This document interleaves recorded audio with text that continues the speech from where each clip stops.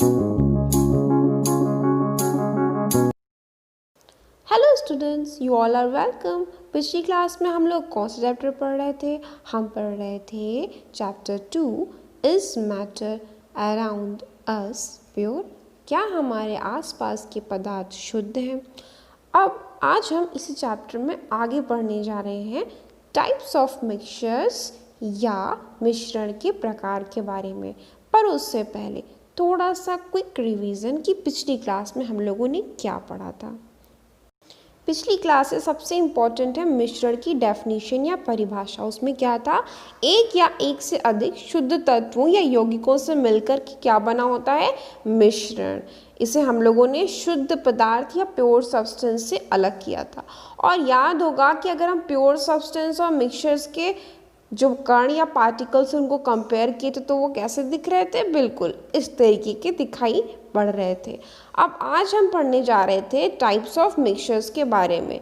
तो मिश्रण के दो प्रकार होते हैं और सबसे पहला प्रकार होता है होमोजीनस मिक्सचर या समांगी मिश्रण और दूसरा होता है हेट्रोजीनस मिक्सचर या विषमांगी मिश्रण।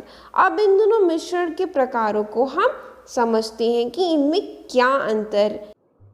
तो दो टाइप के मिक्सचर्स हो गए, होमोजीनियस मिक्सचर और हेट्रोजीनियस मिक्सचर।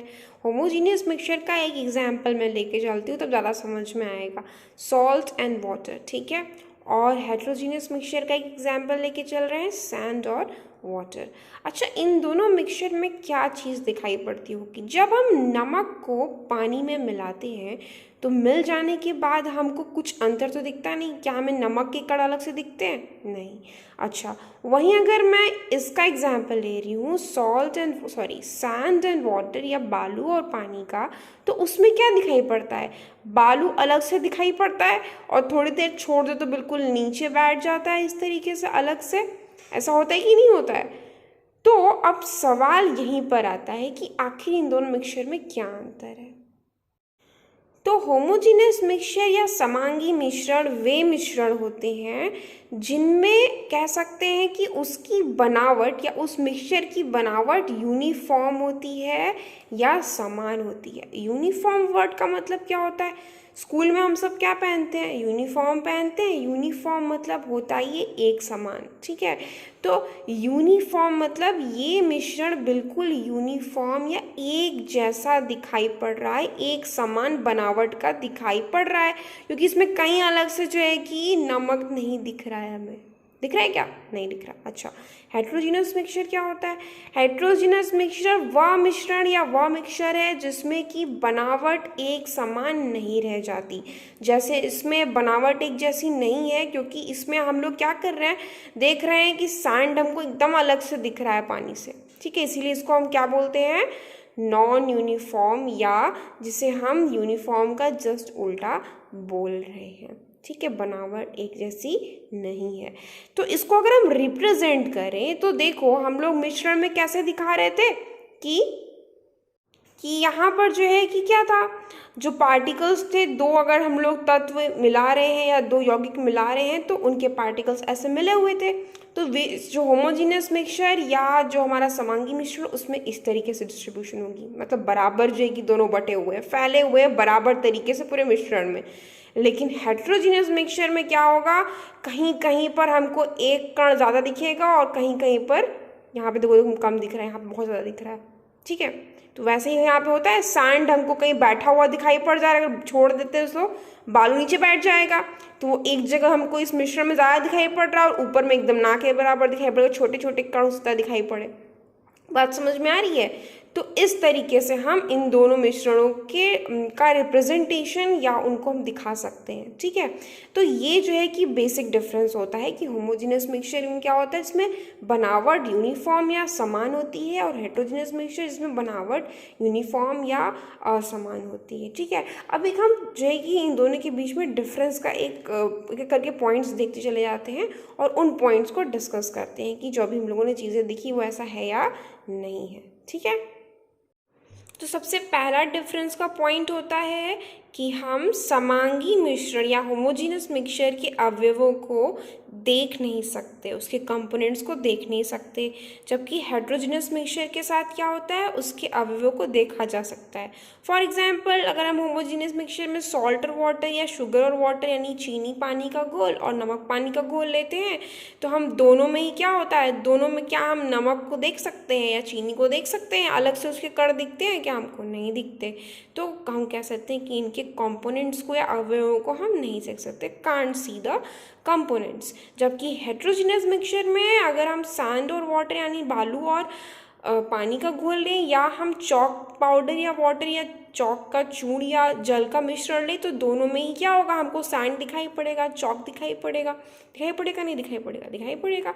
तो ये हो गया फर्स्ट पॉइंट डिफरेंस का। ठीक है, दूसरा पॉइंट क्या है, तो दूसरा पॉइंट है कि होमोजीनस मिक्सचर या समांगी मिश्रण की बनावट एक समान होती है यानी यूनिफॉर्म होती है, जबकि हेट्रोजीनस मिक्सचर की बनावट नॉन यूनिफॉर्म होती है। जैसा कि अभी हम लोगों ने देखा कि इसमें जो है कि मिक्सचर चारों तरफ एक जैसा एक समान दिखाई पड़ेगा, जबकि इसमें मिक्सचर ऐसा नहीं दिखता, या तो नमक हमको बालू हमको एक जगह बैठा हुआ दिखाई पड़ेगा, या चॉक पाउडर लेंगे तो वो भी हमको कहीं बैठा हुआ दिखाई पड़ेगा, या चारों तरफ वो कह सकते हो कि पूरी तरह से मिलेगा नहीं, घुलेगा नहीं, जैसा कि समांगी मिश्रण में हम नमक पानी या चीनी पानी के घोल में देख रहे हैं। तो दूसरा पॉइंट किसको लेकर होगा, बनावट को लेकर के, जो कि इसमें हो गया यूनिफॉर्म, इसमें हो गया नॉन यूनिफॉर्म, या जिसको हम कह रहे हैं एक समान रूप में जो है कि हमको दिखाई पड़ेगा और इसमें एक समान बनावट हमको नहीं दिखाई पड़ेगी।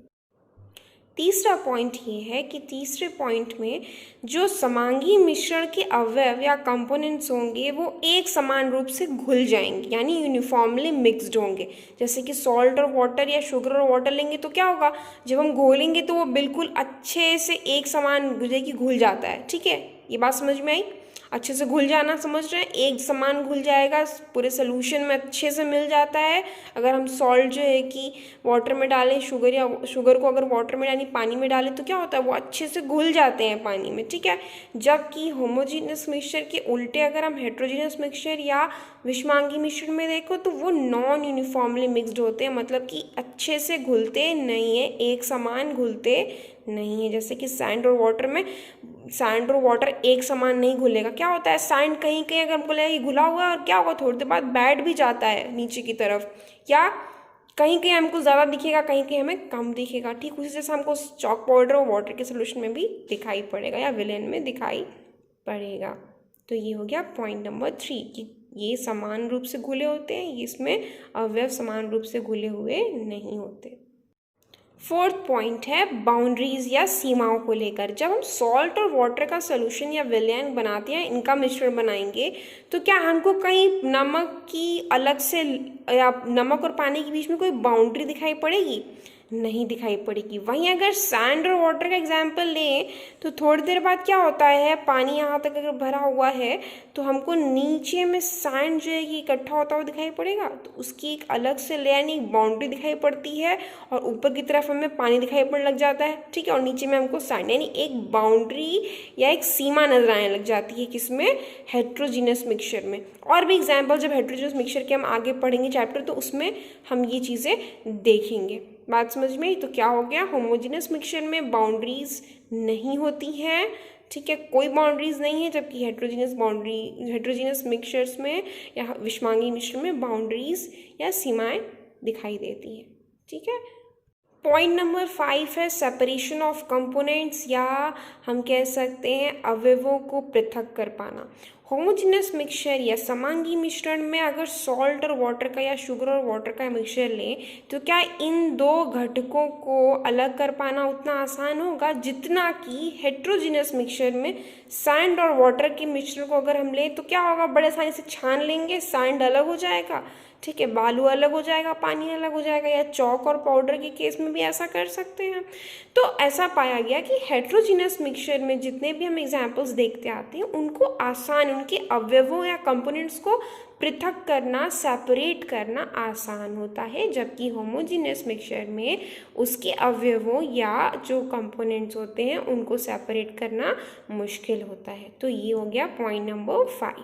तो ये 5 पॉइंट ऑफ डिफरेंस थे बिटवीन होमोजीनियस मिक्सचर और हेट्रोजीनियस मिक्सचर। जैसे जैसे मैंने बताया इसको ऐसे ऐसे ही लिख लेंगे अपने अपनी कॉपीज़ में सभी बच्चे, ठीक है।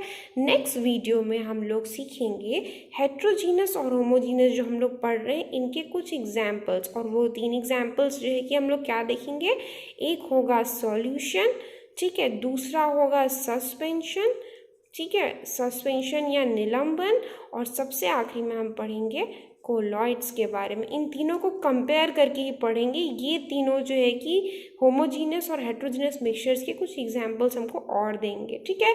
आज की होमवर्क में करना क्या है, होमोजीनियस मिक्सचर और हेट्रोजीनियस के मिक्सचर्स के दोनों की कुछ उदाहरण या एग्जाम्पल्स खुद से सोच करके उनकी एक लिस्ट बनानी है। कम से कम दोनों के 10-10 एग्जाम्पल्स, चलो 10 नहीं और कम कर देती हूँ, 5 एग्जाम्पल इसके, 5 एग्जाम्पल इसके सोच करके लिखने हैं।